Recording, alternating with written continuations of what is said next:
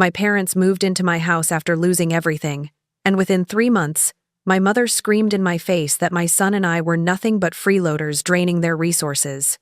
I stood there in the kitchen of the home I had bought with my own money, watching my father nod in agreement while my 5-year-old son clutched my leg in confusion.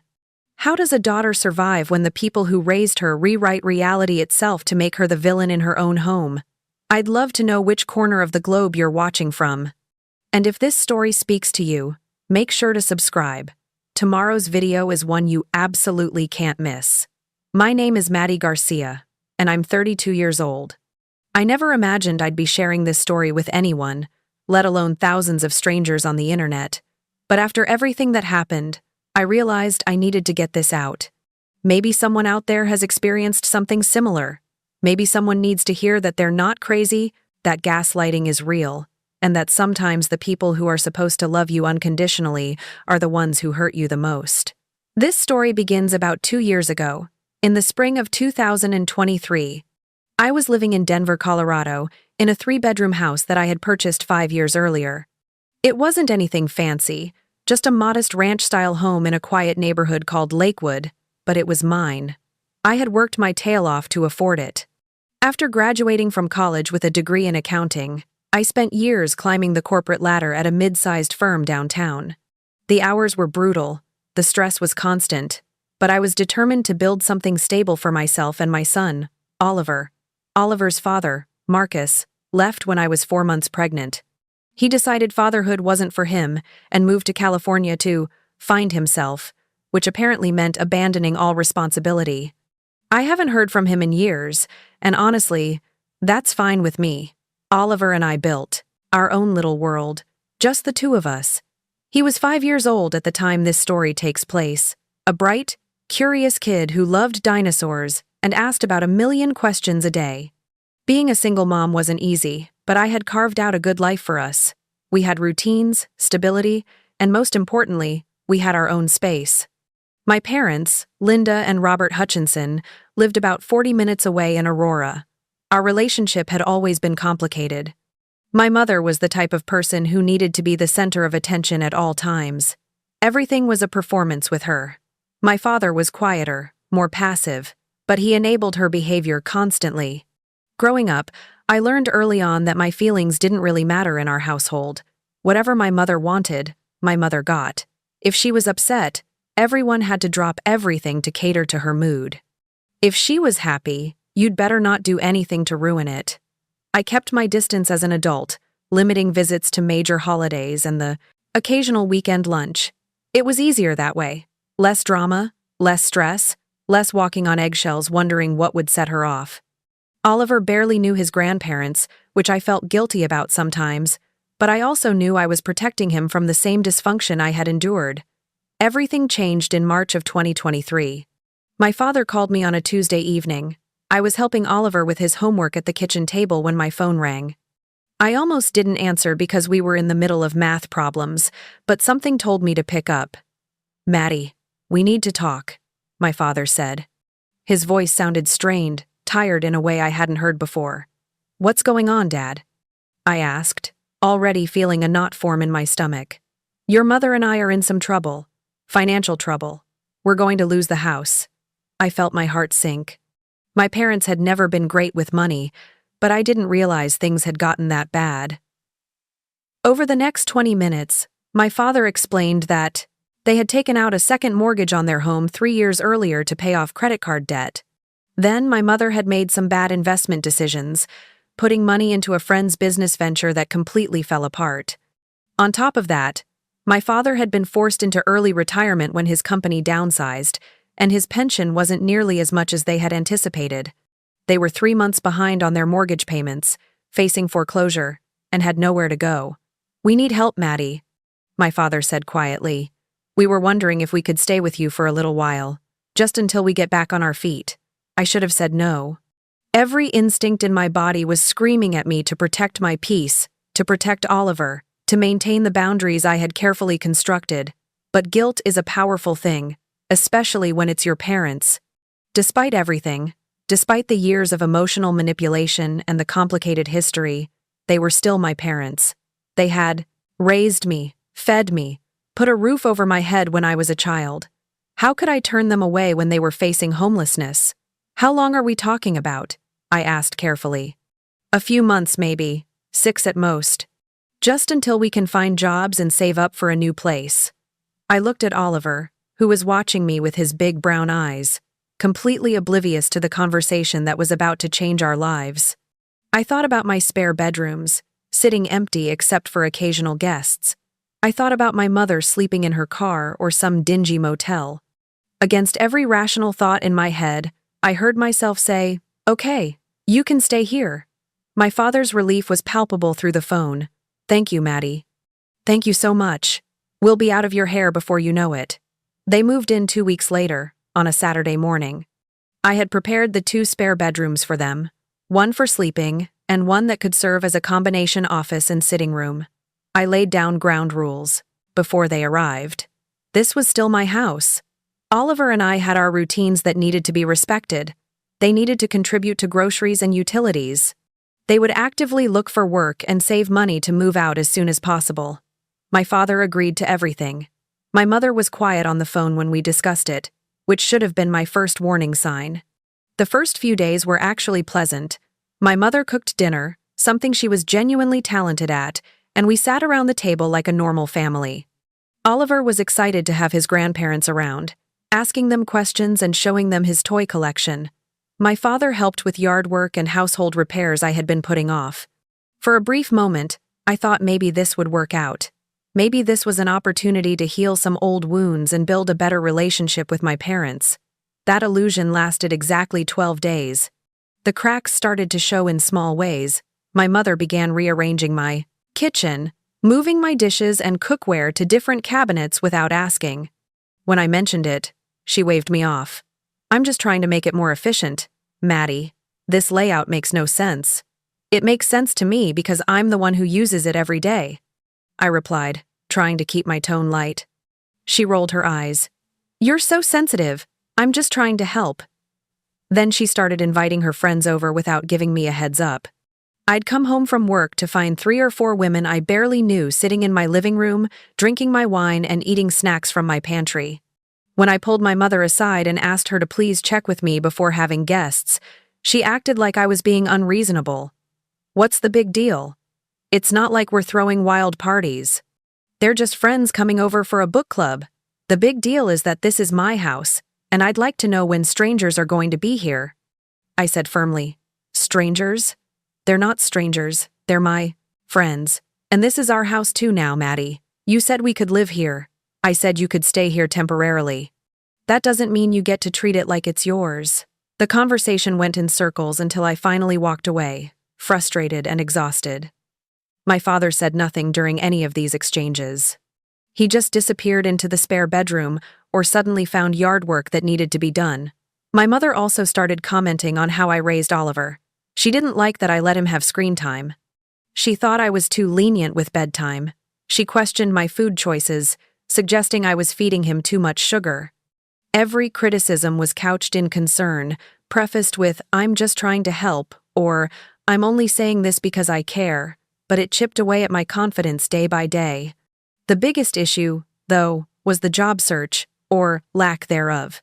After a month, I gently asked my parents how the job hunting was going. My father showed me several applications he had submitted for positions in warehouse management and retail supervision. My mother, however, got defensive immediately. "The job market is terrible right now, Maddie. There's nothing out there for someone my age." "Have you been applying?" I asked. "I've been looking, but everything requires skills I don't have or pays minimum wage. It's not worth my time." "Mom, any income would help at this point. You said you'd contribute. I am contributing. I cook, I clean, I help with Oliver. That's worth something, isn't it?" She wasn't wrong that she did those things, but that wasn't the agreement. They were supposed to be saving money to move out, and that required income. But every time I brought it up, the conversation ended the same way, with my mother playing the victim and me feeling like the bad guy for expecting her to follow through on her commitments. By the end of the second month, the financial strain was becoming obvious. My grocery bills had more than doubled. The utility costs were significantly higher with 2 additional people in the house. My mother had a habit of leaving lights on in every room and taking 45-minute showers. When I asked them to contribute, a lot of love and effort went into bringing this story to life. If you're enjoying it, we'd be so grateful if you'd subscribe to our channel.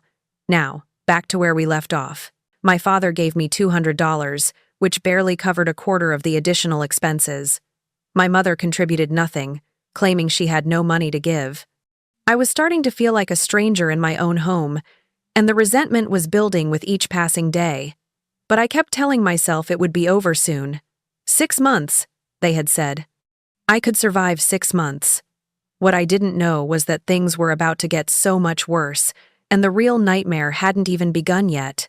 The 3rd month is when everything started spiraling completely out of control. It began with my mother's shopping habit. I came home from work on a Thursday afternoon to find shopping bags scattered across my living room.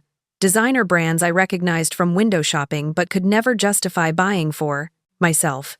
Nordstrom, Anthropologie, Saks Fifth Avenue. I counted at least 8 bags, maybe more. My mother was in the kitchen making tea, humming to herself like it was just another casual day. "Mom, what's all this?" I asked, gesturing to the bags. "Oh, I did a little shopping today. I needed some new clothes. Everything I own is so outdated." I felt my blood pressure rising. "How did you pay for this?" "You just told me 2 weeks ago that you couldn't contribute to groceries because you had no money." She stirred her tea slowly, not meeting my eyes. "I used a credit card." "A credit card?" "Mom, you're supposed to be getting out of debt, not adding to it. It's my money, Maddie. I can spend it how I want. It's not your money. It's borrowed money that you'll have to pay back with interest. And you're living in my house rent-free while making financial decisions like this?" She finally looked at me, and her expression had shifted from casual to cold. "You know what your problem is, Maddie?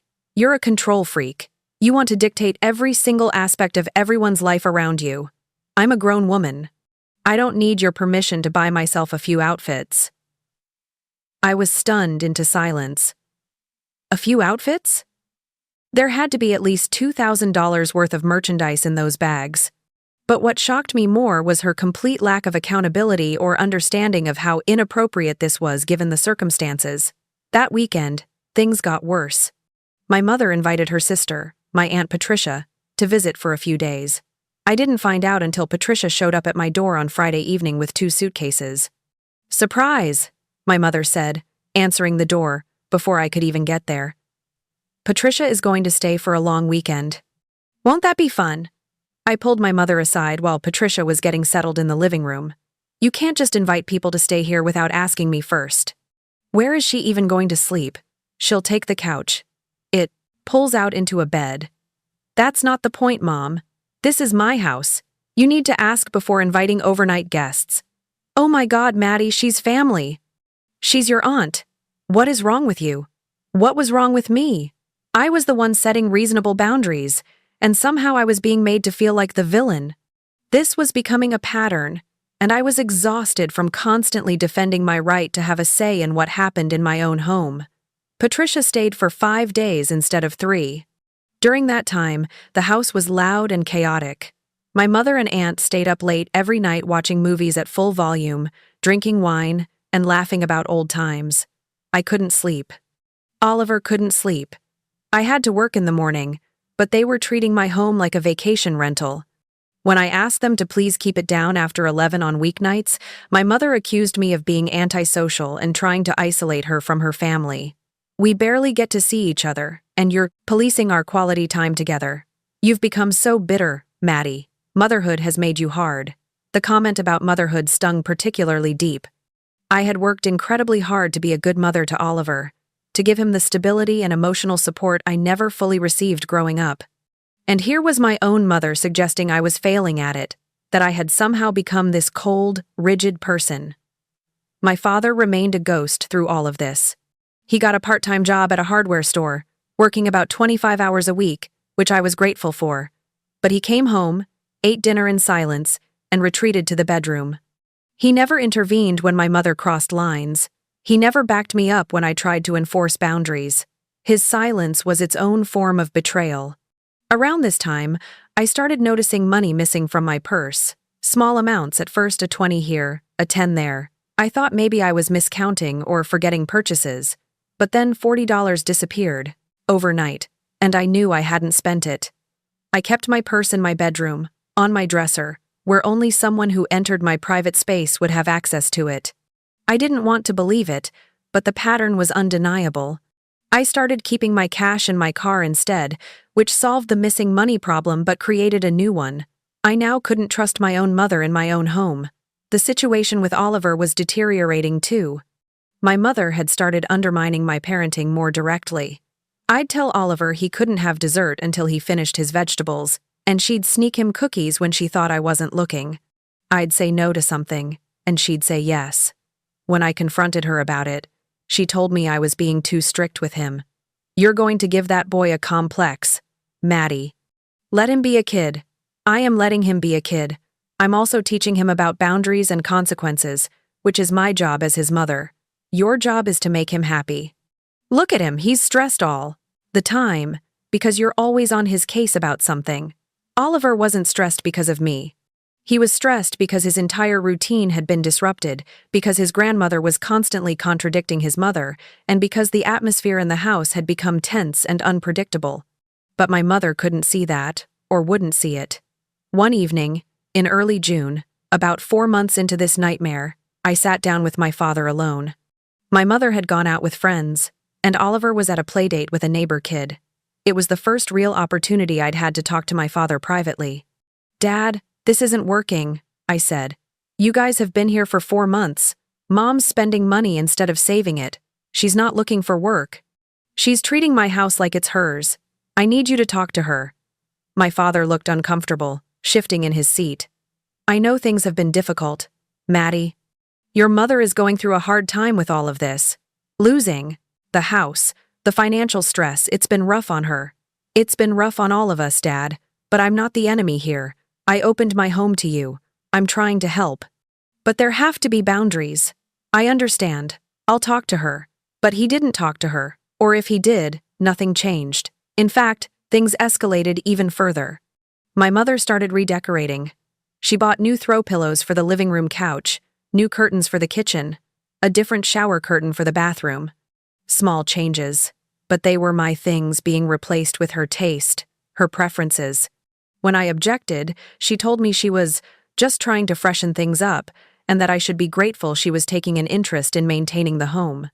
She also began making comments about my body and appearance. "You've gained weight, haven't you? You should really watch what you're eating. No wonder you're single." Or, "You'd be so pretty if you just put in a little effort with makeup and your hair." No man wants a woman who's let herself go. These little digs happened constantly, casually thrown out during breakfast or while we were watching TV together. Each one was designed to hurt, to make me feel inadequate, but delivered in a tone that allowed her to claim she was just being honest, or trying to help if I called her out on it. I started dreading coming home from work.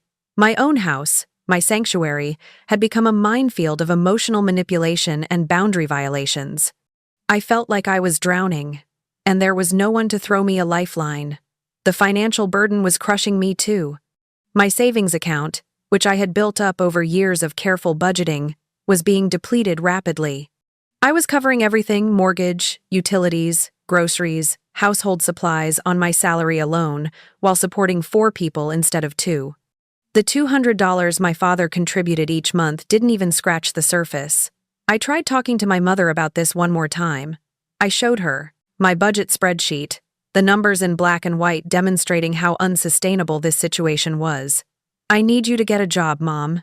Any job. We can't keep going like this." She barely glanced at the spreadsheet. "I'm not working at McDonald's or some retail store, Maddie. I have standards. I had a career before all this. I'm not throwing away my dignity for minimum wage. Having a job isn't undignified. What's undignified is being a grown woman living off your daughter while spending money you don't have." Her face went red. "How dare you speak to me that way? After everything I've done for you, after raising you and sacrificing for you your entire childhood, this is the thanks I get?" And there it was, the manipulation tactic I knew so well from growing up. The weaponization of motherhood, the guilt trip designed to make me feel like I owed her everything and she owed me nothing. I was tired of it. tired of walking on eggshells, tired of being made to feel guilty for having reasonable expectations, tired of watching my life and home be taken over by people who showed no gratitude or respect. But I had no idea that the worst was yet to come, and that the confrontation brewing beneath the surface was about to explode in the most devastating way possible. The 5-month mark came and went. The 6-month deadline my parents had originally promised was approaching, and when I brought it up, my mother acted like we had never discussed a timeline at all. 6 months? I don't remember saying 6 months. Besides, we're nowhere near ready to move out. We haven't saved nearly enough. You haven't saved anything because you're not working, and you're spending money on clothes and redecorating my house, I said, trying to keep my voice level. You're being unreasonable. Where exactly do you expect us to go? Should we just live on the street to make you happy? The guilt trip was immediate and effective, just like always. But this time, something inside me hardened. I realized they had no intention of leaving. This was their plan all along: move in, get comfortable, and make it impossible for me to kick them out without looking like a heartless daughter. Things took an even stranger turn when my mother started acting like she owned the house in front of other people. My friend Jessica came over for coffee one Saturday morning. We were sitting at the kitchen table when my mother walked in and started giving Jessica a tour of her home, pointing out all the changes she'd made, talking about future renovation plans she had. We're thinking about knocking down this wall to open up the kitchen to the living room, she said, gesturing broadly. And I'd love to redo the master bathroom. The tile in there is so outdated. Jessica looked at me with confusion. After my mother left the room, Jessica whispered, I thought this was your house? It is my house, I said, embarrassed and angry. Does your mom know that? That was the question, wasn't it? Did my mother genuinely believe she had some claim to my home? Or was this a calculated manipulation to assert dominance and confuse the boundaries so thoroughly that I couldn't push back without seeming unreasonable? The situation got worse when my mother started going through my mail. I came home one day to find several opened envelopes on the kitchen counter, bank statements, credit card bills, personal correspondence. She was sitting at the table, reading through my financial documents like she had every right to do so. What are you doing? I asked, snatching the papers from her hands. I was just trying to help you organize. Your mail was piling up. So, you opened it? My personal mail? Oh, don't be so dramatic. I'm your mother. It's not like you have anything to hide from me, do you?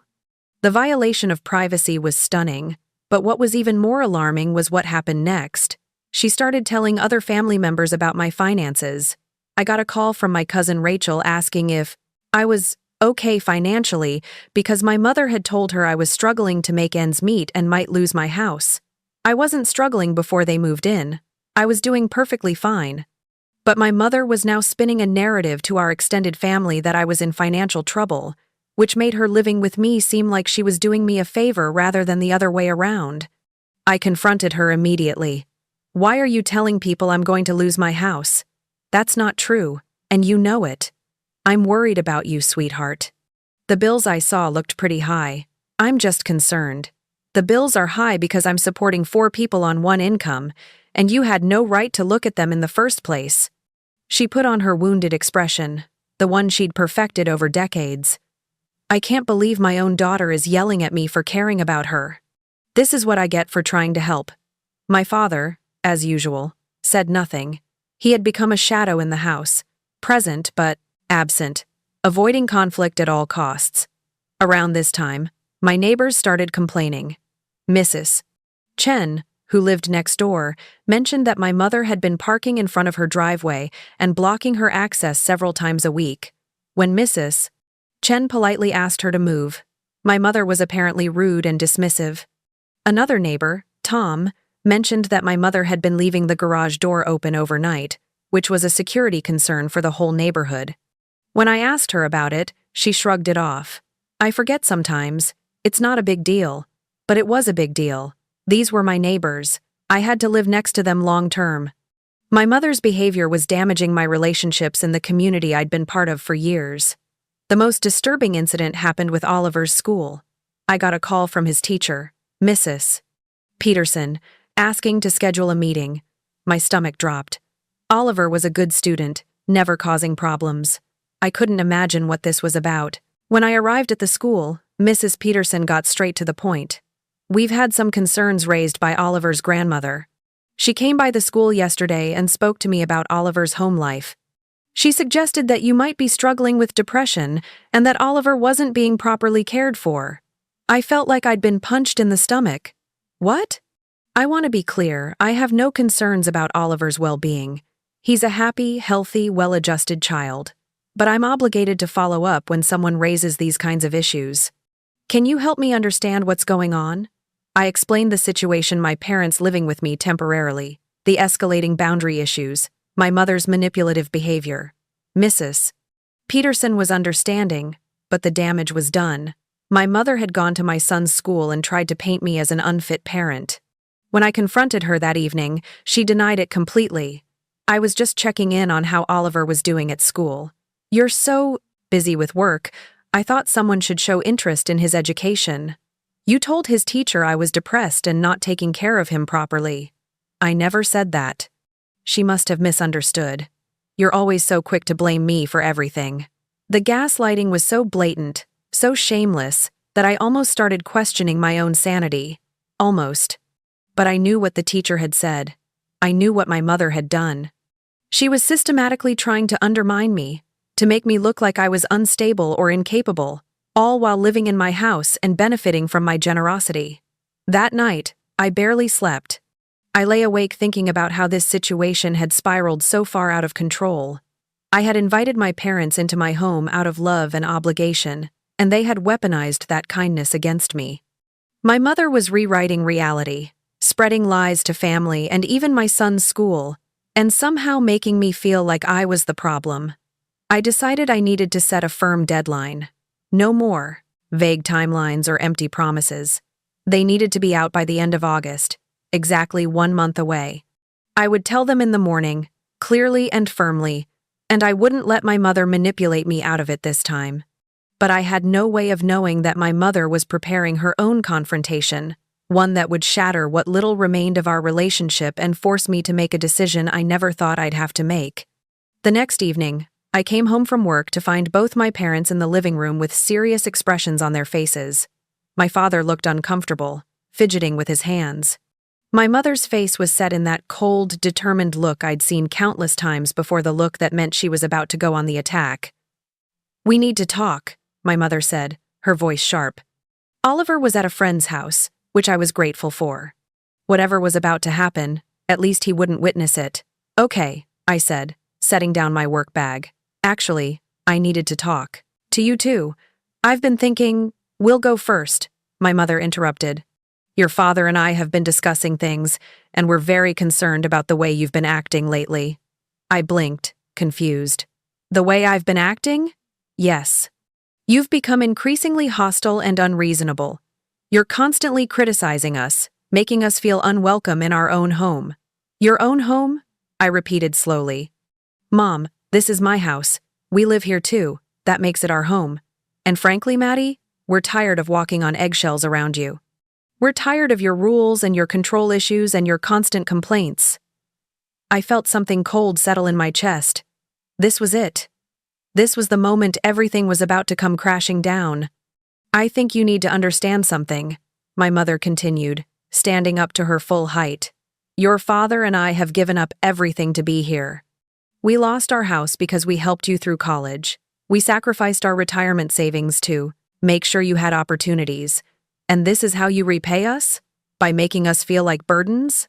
Nothing she was saying was true. They lost their house because of their own financial mismanagement. They didn't sacrifice their retirement for my education. I had student loans I was still paying off. But she was rewriting history again, creating a narrative where they were the victims and I was the ungrateful villain. And I knew, standing there in my own living room, that I was about to hear something that would change everything. My mother's eyes were cold, almost triumphant, as she prepared to deliver whatever bomb she'd been planning. My father still wouldn't look at me, which told me everything I needed to know. He was going along with whatever she was about to say. "The truth is, Maddie," my mother said, crossing her arms, "you and Oliver are freeloaders."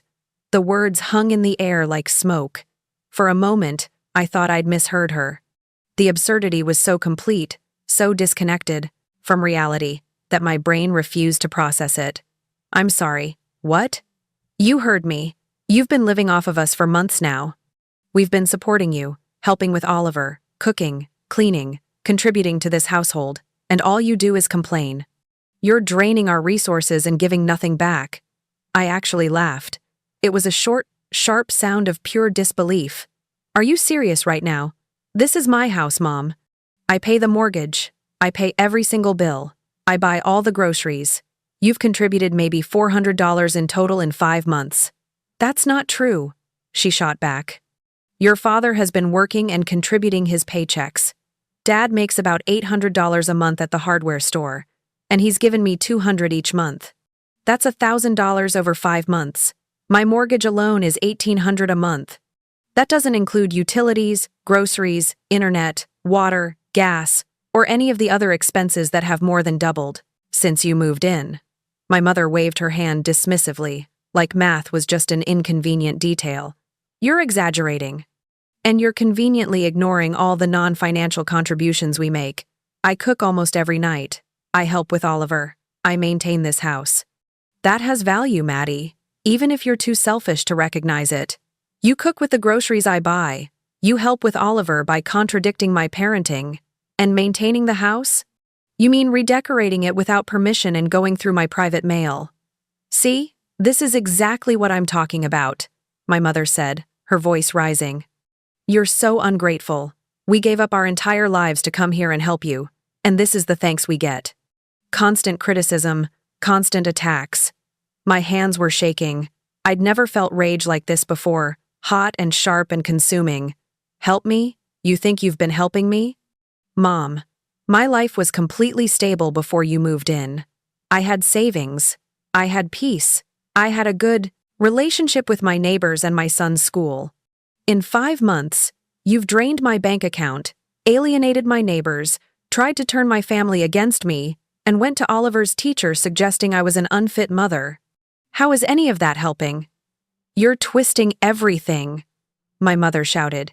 You've always done this, even when you were a child. You make yourself the victim and everyone else the villain. It's exhausting, Maddie. It's absolutely exhausting dealing with your manipulation. I felt like I was losing my mind. This was a textbook projection. She was accusing me of exactly what she was doing. I want you out. Both of you. I want you out of my house.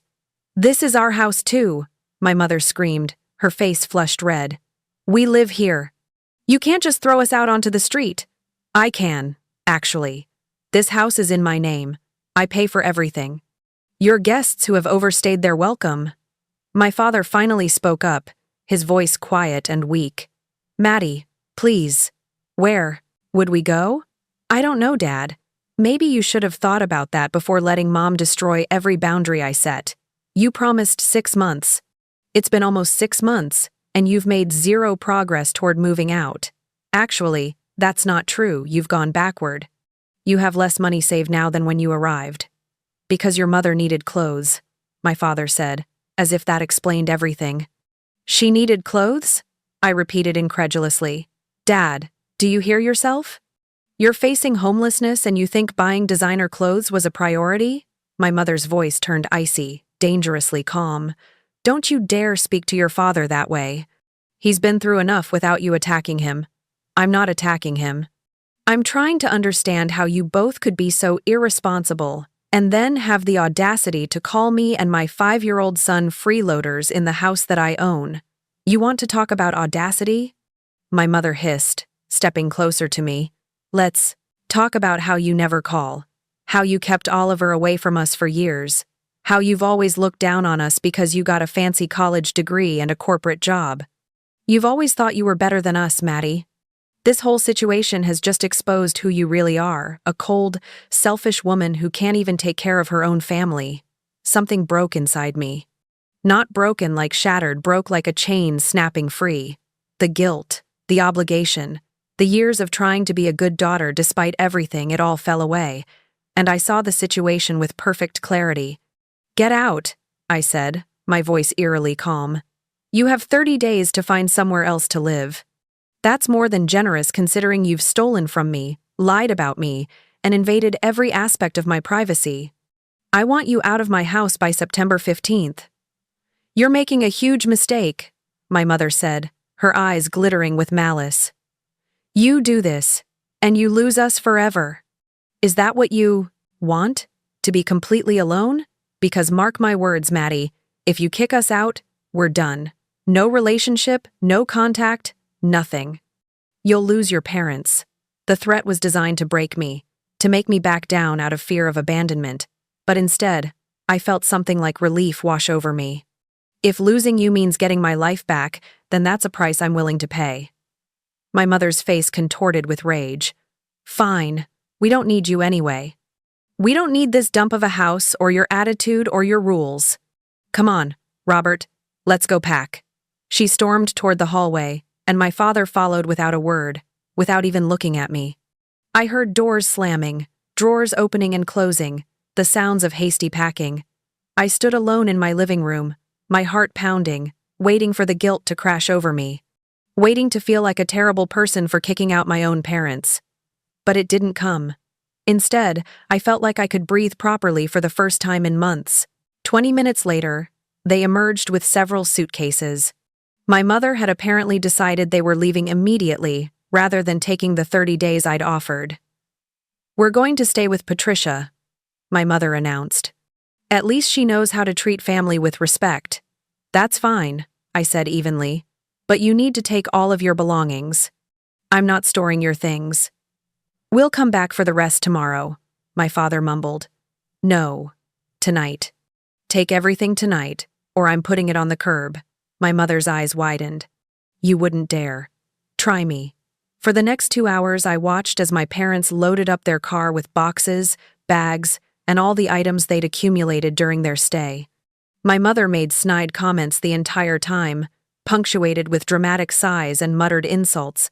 My father remained silent, playing the role of the henpecked husband perfectly. When they were finally done, my mother stood at the door, her final card to play.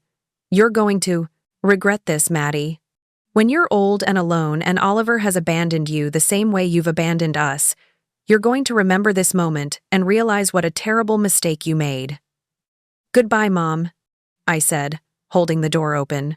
She left without another word, my father trailing behind her. I watched their car pull out of the driveway, red taillights disappearing down the street, and then I closed the door. The house was suddenly, blessedly quiet. I walked through each room, taking inventory of the damage. The redecorated spaces would need to be changed back.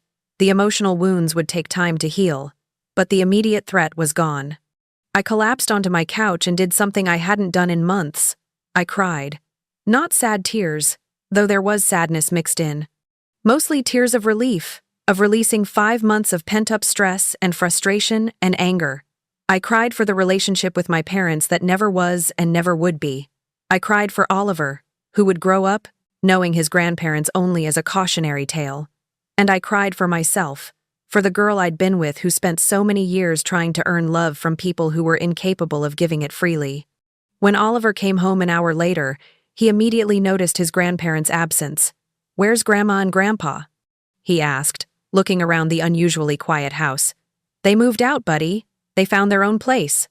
Oh, are they coming back to visit? I knelt down to his level, looking into those innocent brown eyes. I don't think so, sweetheart, but that's okay. We're going to be just fine, just the two of us. He seemed to consider this for a moment, then shrugged with the easy acceptance of childhood. Okay, can we have pizza for dinner? I'm tired of Grandma's cooking.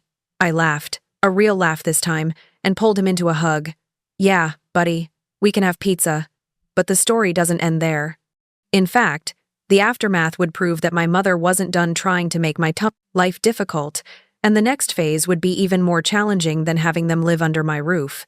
The first week after my parents left was like waking up from a nightmare. The house felt like mine again. Oliver and I fell back into our old routines, quiet breakfasts together, homework at the kitchen table, bedtime stories without interruption. I could walk into any room without tensing up, wondering what boundary would be crossed next. It should have felt like victory, but my mother wasn't done with me yet. 3 days after they left, My phone started blowing up with messages from extended family members I hadn't heard from in years. Cousins, aunts, uncles, all of them sending variations of the same message. How could you do this to your parents? And your mother is heartbroken, and family is supposed to stick together. I quickly realized my mother had launched a full-scale campaign to paint herself as the victim. She'd called everyone in the family with her version of events that she and my father had graciously moved in to help me because I was struggling as a single mother, that they'd supported me financially and emotionally for months, and that I'd cruelly kicked them out with no warning the moment they asked me to contribute more to household expenses. Every single detail was inverted. Black was white, up was down. The truth was whatever my mother said it was. My cousin Rachel was one of the few who actually called to hear my side. "Maddie, what's really going on? Your mom is saying some pretty wild things." I explained everything, the timeline, the financial reality, the boundary violations, the final confrontation. Rachel was silent for a long moment. "That sounds more like the Aunt Linda I know," she finally said. "She tried to pull similar stuff when she was living with my parents years ago." I was too young to remember the details, but I know it ended badly. "She lived with your parents too?" "For about a year when I was 7 or 8. I didn't realize it was a pattern. This was news to me. My mother had never mentioned living with her sister's family. It made me wonder how many other burned bridges were in her past, how many other people she'd manipulated and then discarded when they stopped being useful. But Rachel was in the minority. Most of the family believed my mother's version without question. I got a particularly nasty message from my Uncle Frank, my father's brother, telling me I was a disgrace and that I'd regret abandoning my parents when karma came for me. I blocked him. I blocked most of them, actually. I was done explaining myself to people who had already made up their minds. Then things escalated to social media. My mother posted a long, emotional Facebook status about being homeless after sacrificing everything for her ungrateful daughter. She didn't name me directly, but she tagged enough mutual connections that everyone knew exactly who she was talking about. The post got dozens of sympathetic comments. Friends of my mother who'd never met me were calling me heartless in the comments. Some people shared the post, spreading the narrative even further. I watched my character get assassinated in real time across social media, and there was nothing I could do about it that wouldn't make me look defensive or cruel. My friend Jessica called me, furious on my behalf. "Maddie, this is insane. Should you post your side of the story?" "And say what?" "Actually, my mom is lying. Here's all the ways she manipulated and abused me for 5 months. I'll just look bitter and vindictive. She set this up perfectly. Anything I say to defend myself makes me look worse. So she just gets to lie about you publicly and you have to take it." For now, yeah. The people who matter know the truth. Everyone else. I can't control what they think. It was the right decision, but it still hurt watching people I'd known my whole life believe such horrible things about me without even asking for my side. The financial aftermath was worse than I'd anticipated. When I checked my bank statements carefully, I found several charges I didn't recognize. Small ones, mostly $30 here, $50 there at stores I never shopped at. It took me a while to piece together that my mother had somehow gotten access to my credit card information and made purchases while she was living with me. The total came to about $800. I called my credit card company to dispute the charges, but since they'd been made while my mother had access to my home and card, it was considered a domestic issue rather than fraud. The company suggested I file a police report if I wanted to pursue it. I thought about it. I really did. But the idea of pressing charges against my own mother, even after everything, felt like crossing a line I wasn't ready to cross. So I ate the cost and changed all my credit card numbers. Then I discovered she'd taken things when she left. Small items I didn't notice immediately, a silver picture frame that had been my grandmother's, a set of expensive kitchen knives I'd gotten as a housewarming gift, some of Oliver's nicer toys. Nothing significant enough to call the police about, but valuable enough that it was clearly intentional. She'd stolen from me on her way out the door. One final violation. The worst part came 2 weeks after they left. I got a call from a caseworker with Child Protective Services. My stomach dropped the moment she identified herself. "Miss Garcia, we received a report of concern regarding your son, Oliver. I need to schedule a home visit to follow up. A report from whom? I asked, though I already knew the answer. The report was anonymous, but it alleged that you're struggling with substance abuse and that your home environment may not be safe for a child. Substance abuse. My mother had called CPS and accused me of being a drug addict. I felt like I couldn't breathe. This wasn't just vindictive, this was dangerous. CPS. Investigations were serious.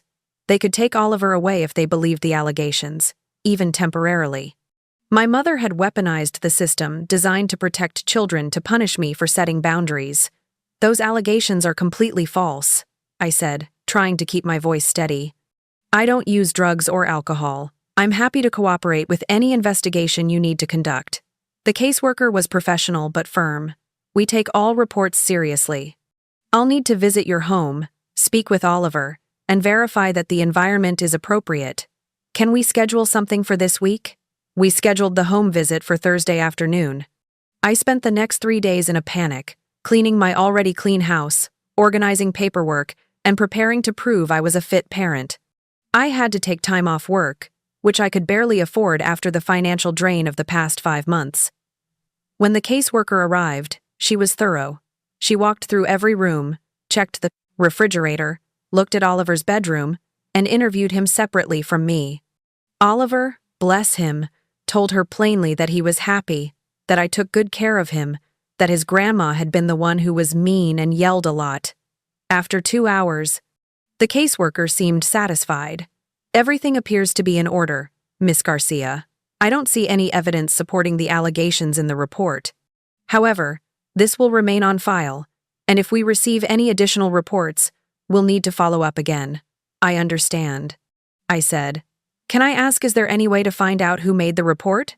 The reports are confidential, but I will note in my file that this appears to have been a malicious report, possibly made by someone with a personal grudge. After she left, I sat down on my couch and shook for an hour. My mother had tried to get my son taken away from me. She had weaponized CPS, wasted their resources that could have been used for children who were actually in danger, and put me through hell, all because I'd asked her to leave my house. The malicious cruelty of it was breathtaking. This wasn't just a mother who was hurt or angry. This was someone who wanted to destroy me. I called a lawyer the next day, not to pursue anything necessarily, but to understand my options. The lawyer, a woman named Sarah Brennan, listened to my story and then gave me some hard truths.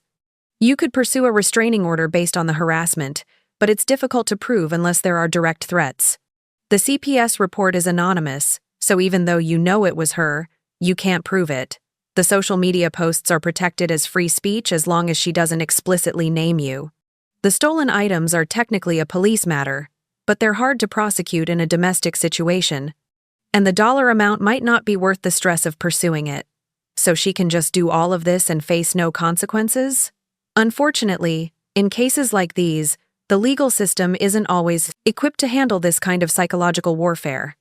Your best option is to document everything, maintain no contact with her, and be prepared to defend yourself if she escalates further. How could she possibly escalate further? Sarah looked at me with the tired eyes of someone who'd seen too much. People like your mother are creative when they feel wronged. Just be prepared. She was right to warn me. Because 2 weeks later, my mother found a new way to make my life hell, and this time, she brought reinforcements. My father called me for the first time since they'd left. His voice was hesitant, almost apologetic. Maddie, I think we need to talk. Can we meet somewhere neutral? Just you and me? I should have said no. After everything, I owed him nothing. But there was a small, stubborn part of me that still hoped my father might see reason, might acknowledge what had happened, might finally stand up to my mother and make things right. That hope was about to be crushed in the worst way possible. I agreed to meet my father at a coffee shop in downtown Denver called The Roasted Bean. It was a Tuesday afternoon, and I had to use my lunch break from work. I arrived 10 minutes early and chose a table near the back where we'd have some privacy. My father walked in exactly on time, looking older than I remembered. He'd only been gone 3 weeks, but he seemed to have aged years. His shoulders were hunched, his face drawn. For a moment, I felt that old familiar pull of sympathy. He sat down across from me, ordered a black coffee, and we made awkward small talk for a few minutes about the weather and traffic. Then he cleared his throat. "Maddie, I want to apologize." I felt something loosen in my chest. Maybe this was it. Maybe he'd finally seen through my mother's manipulation and was ready to— "I'm sorry we put you in a difficult position," he continued. "Your mother and I should have communicated better about expectations. We should have been more financially responsible." "Okay," I said slowly, waiting for the other shoe to drop. "The thing is, we're struggling. Patricia's place isn't working out. She has a small apartment, and we're sleeping on an air mattress in her living room. Your mother's health has been suffering from the stress. She's developed high blood pressure, and the doctor says it's from all the emotional turmoil." There it was, the guilt trip. "I'm sorry to hear Mom's not well," I said carefully, "but I'm not sure what you want me to do about it. We were hoping you'd reconsider. Let us come back, but this time we'll do better. We'll follow your rules. We'll contribute more financially." "Your mother realizes she made mistakes." "Does she?" I asked.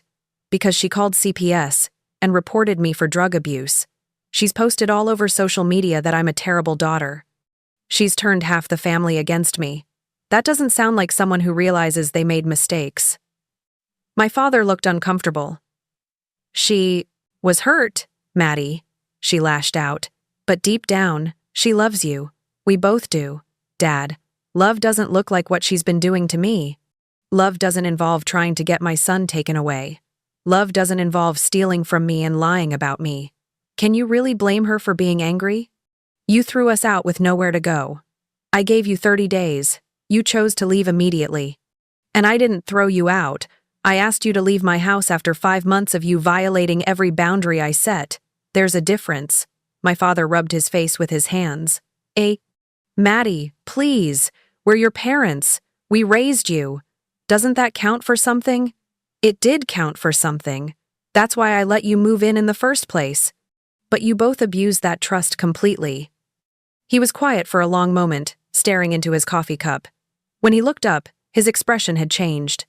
The apologetic, sad demeanor was gone, replaced by something harder. "Your mother wants to sue you." My blood went cold. "Sue me for what?" "Elder abuse, unlawful eviction. She's been talking to a lawyer about it. She thinks she has a case." I couldn't believe what I was hearing. "Elder abuse? I supported you both financially for 5 months. I gave you a place to live when you had nowhere to go. She says you were emotionally abusive. That you created a hostile environment and then forced us out without proper notice. I gave you 30 days notice, and you left the same night by choice." That's not how she's telling it. She says you threatened us, made us feel unsafe, and we fled out of fear. This was beyond gaslighting. This was a complete fabrication of reality. Dad, you were there. You know that's not what happened. Are you really going to let her do this? He wouldn't meet my eyes. "I support your mother. She's my wife. Even when she's lying? Even when she's trying to destroy your own daughter?" "I don't think she's trying to destroy you. I think she's hurt and angry. And yes, maybe she's going about it the wrong way. But there is no but, Dad. She's lying. She called CPS and lied about me using drugs. She's posting lies on Facebook. And now she's threatening to sue me with more lies. When does it become wrong enough for you to stand up to her?" He stood up, leaving his coffee barely touched. "I came here hoping we could work this out as a family. I guess I was wrong. When you're ready to apologize and make things right, you know how to reach us." "Apologize? For what exactly?" "For being selfish. For putting your own comfort above your family. For forgetting where you came from." He walked out before I could respond, leaving me sitting alone at the table, shaking with anger and disbelief. My own father had just threatened me with a lawsuit while simultaneously demanding an apology. The cognitive dissonance was staggering. I drove back to work in a daze. When I got to my desk, my supervisor, Karen, called me into her office. "Maddie, I need to take you about something. I got a call today from someone claiming to be your mother." My heart sank. "What did she say?" "She was asking questions about your employment status, your salary, whether you'd taken any unscheduled time off recently." I didn't give her any information. Obviously, that's confidential. But she was quite insistent and seemed Odd. I'm so sorry, Karen. My mother and I are having some serious family issues right now. She's been harassing me, and apparently now she's contacting my workplace. Karen looked concerned. Is everything okay? Is this something we need to be worried about from a security perspective? I don't think she's dangerous, just vindictive. I'll handle it. It won't affect my work, I promise. But I could see the doubt in Karen's eyes. This kind of drama wasn't what anyone wanted from an employee, especially not in a professional accounting firm. I was already on thin ice after taking time off for the CPS visit. When I got home that evening, I found a certified letter in my mailbox. My hands trembled as I opened it. It was from a law office representing Linda and Robert Hutchinson. The letter claimed that I had unlawfully evicted them from their residence and had created an environment of emotional abuse and financial exploitation. It demanded $25,000 in compensation for damages, moving expenses, and emotional distress, and threatened legal action if I didn't pay within 30 days. I read it 3 times, each time becoming more furious. They had lived in my house, contributed almost nothing financially, and now they were demanding I pay them $25,000 for the privilege of having been manipulated and abused for 5 months. I called Sarah Brennan immediately. They can't do this, can they? I asked, my voice shaking. They can file whatever they want, Sarah said calmly. Whether they'll win is another story. This sounds like a frivolous lawsuit designed to harass you and maybe pressure you into settling. The good news is that you have documentation, bank statements, mortgage papers, all the proof that it's your house, and you were supporting them. So what do? Don't respond to this letter directly. Don't contact your parents. If they actually file a lawsuit, we'll respond through proper legal channels. In the meantime, keep documenting everything. After I hung up, I sat at my kitchen table and cried. Not the relieved tears from the night they left, but tears of exhaustion and despair. This was never going to end. My mother was never going to stop. She would keep attacking me, keep lying, and keep trying to destroy my life until… what? Until I gave in? Until I apologized for things I didn't do? Until I let them move back in and gave up all autonomy in my own home? Oliver came into the kitchen, drawn by the sound of my crying. Mommy, what's wrong? I quickly wiped my tears. Nothing, baby. Mommy's just having a hard day. Is it because of Grandma? I looked at him in surprise. What makes you say that? I heard you on the phone, and I heard you and Grandpa talking when you didn't think I was listening. Grandma was mean to you, wasn't she? I pulled him onto my lap, this perceptive little human who saw more than I gave him credit for. Yeah, buddy, Grandma wasn't very nice. But it's not your fault, and it's nothing for you to worry about. I didn't like when they lived here, Oliver said quietly. Grandma yelled at you a lot, and she told me not to tell you when she gave me cookies before dinner. She said you'd be mad at her, not at me, but it made me feel bad. My heart broke hearing this. She'd been manipulating my 5-year-old, making him keep secrets, putting him in the middle of adult conflicts. You did nothing wrong, Oliver. I'm proud of you for telling me now.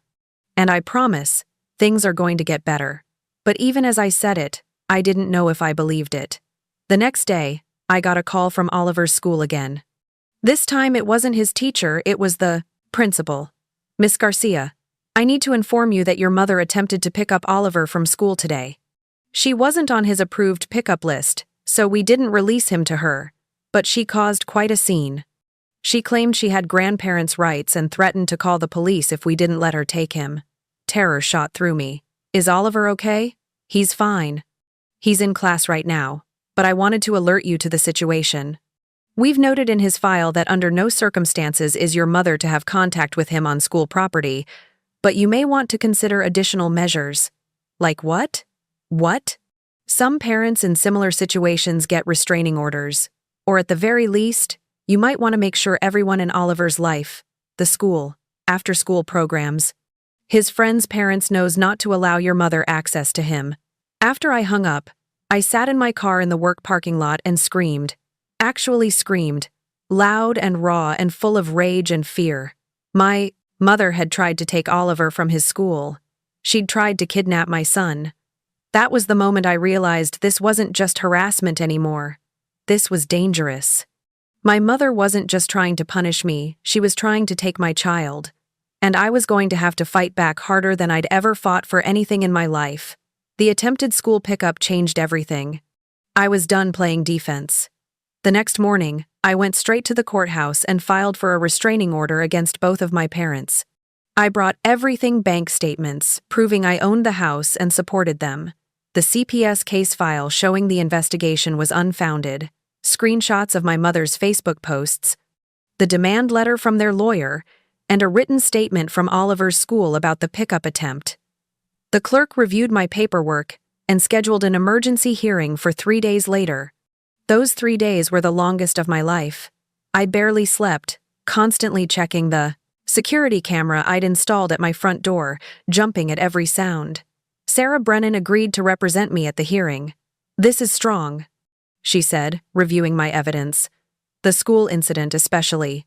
Attempting to take a child without custodial rights is serious." The hearing was held in a small courtroom downtown. My parents showed up with their lawyer, a man named Gregory Walsh who looked like he specialized in ambulance-chasing cases. My mother wore all black like she was attending a funeral, playing the role of grieving mother to perfection.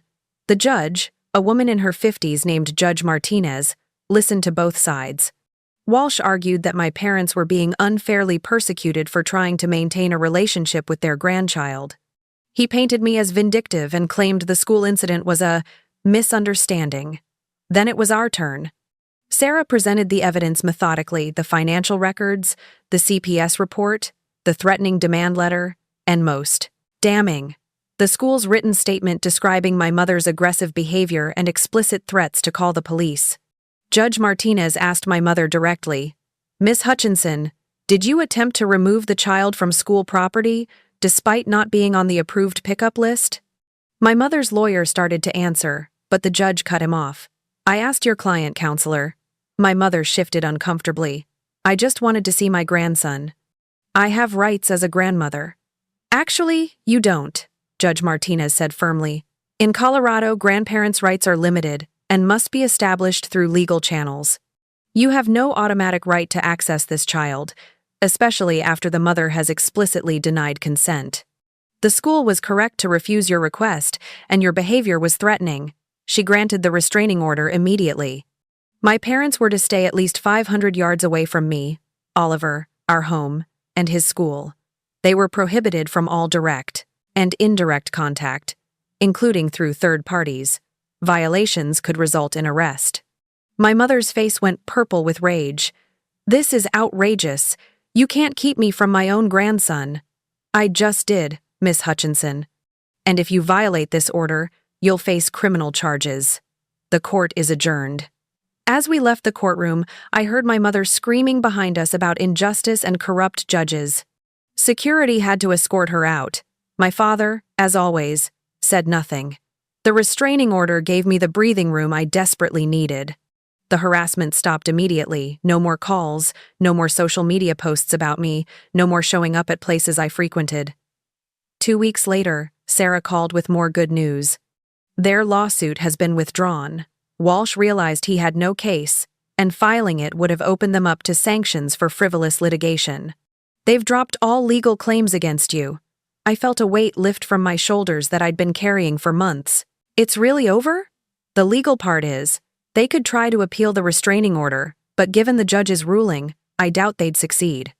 As long as they stay away and follow the order, yes, it's over." That night, Oliver and I celebrated with pizza and ice cream, his 2 favorite things. We watched a movie cuddled on the couch, and for the first time since this nightmare began, I felt like I could actually relax. Over the following weeks, I focused on rebuilding our life. I changed the locks on every door, even though the restraining order was in place. I set up a new security system with cameras covering every entrance.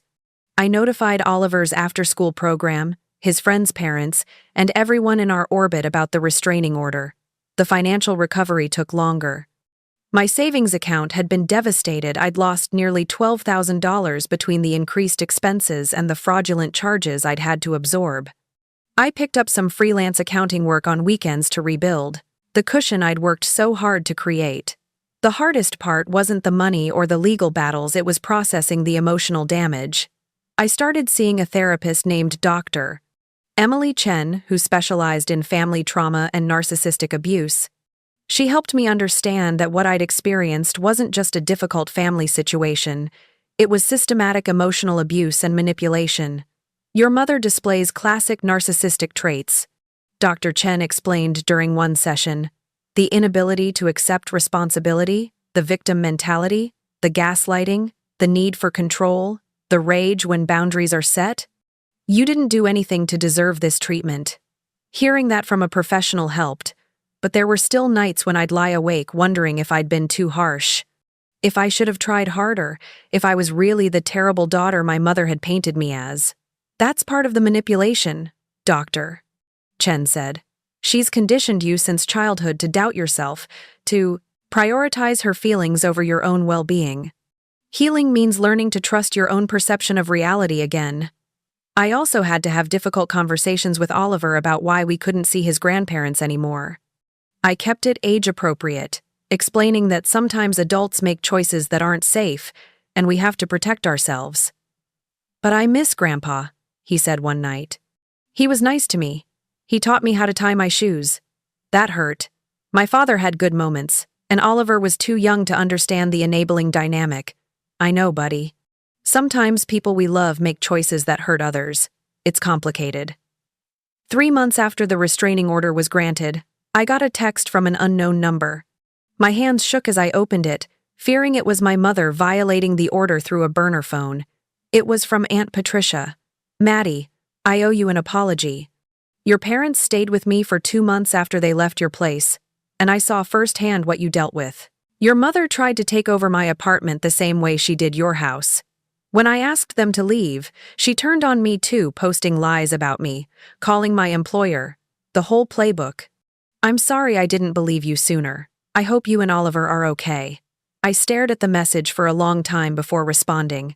"Thank you for telling me. That means more than you know. We're doing okay. I hope you are too." Her message was validating in a way I hadn't expected. I wasn't crazy. I wasn't cruel. My mother had a pattern, and I was just the latest person to enforce boundaries and face her wrath. Other family members started reaching out too, quietly, privately. A cousin here, an uncle there, people who'd heard my mother's side, believed it initially, but then witnessed her behavior toward others and started questioning the narrative. I didn't need their validation to know the truth, but it helped heal some of the wounds from being publicly vilified. 6 months after the restraining order was granted, I got a notification from the courthouse. My parents had filed a motion to modify the order, asking for supervised visitation with Oliver. Sarah helped me prepare a response, and the judge denied their motion without even requiring a hearing. The original order would remain in place for the full year. My mother sent one final message after that, through her lawyer, so it wouldn't technically violate the restraining order. It was a letter claiming she'd forgiven me for my mistakes and hoped someday I'd see the error of my ways. I read it once, shook my head at the audacity, and filed it away with all the other documentation. There was no point responding. My mother would never accept accountability, never admit wrongdoing, never become the parent I'd needed her to be. Today, almost a year later, Oliver and I are thriving. My savings account is recovering. The house feels truly like ours again. I redecorated the spaces my mother had changed, erasing the last physical traces of her presence. Oliver is doing great in school, and the anxiety he'd developed during those 5 months has faded. I've learned some hard lessons through all of this. I learned that blood relation doesn't obligate you to accept abuse. I learned that protecting your peace isn't selfish, it's necessary. I learned that some people will always see themselves as victims no matter what reality shows, and you can't argue someone out of a delusion they're committed to maintaining. Most importantly, I learned that I'm stronger than I thought I was.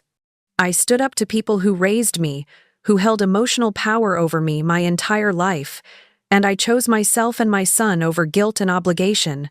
Do I wish things had been different? Of course. I wish I'd had parents who respected boundaries, who were genuinely grateful for help, who could love without manipulation. But wishing won't change reality, and I refuse to spend my life accommodating dysfunction out of misplaced loyalty. The restraining order expires in 2 months. My lawyer has advised me to renew it, and I will. Not because I think my parents will try anything dramatic, I think they've moved on to their next victim, but because I want the legal protection in place. I want a clear boundary. I want peace of mind. Some people in the extended family still think I'm the villain in this story. That's okay. The people who matter, the ones who actually know me and witness the truth, understand what happened. And more than that, I understand what happened. I don't need anyone's permission or validation to protect myself and my child. If you're going through something similar, if you have family members who violate boundaries, gaslight you, play the victim while making you the villain, I want you to know, you're not crazy. You're not ungrateful. You're not selfish for wanting to be treated with basic respect in your own home, in your own life. Sometimes, the most loving thing you can do for yourself and your children is to close the door on people who refuse to treat you with dignity, even if those people are your own parents. My house is quiet now, peaceful. It's just me and Oliver, and that's enough. That's more than enough. That's everything. Looking for more? We've got 2 amazing stories ready for you right on screen. If this one touched you, these are absolutely worth your time. Click to watch them now. And hey, subscribe and hit that bell to never miss our latest uploads.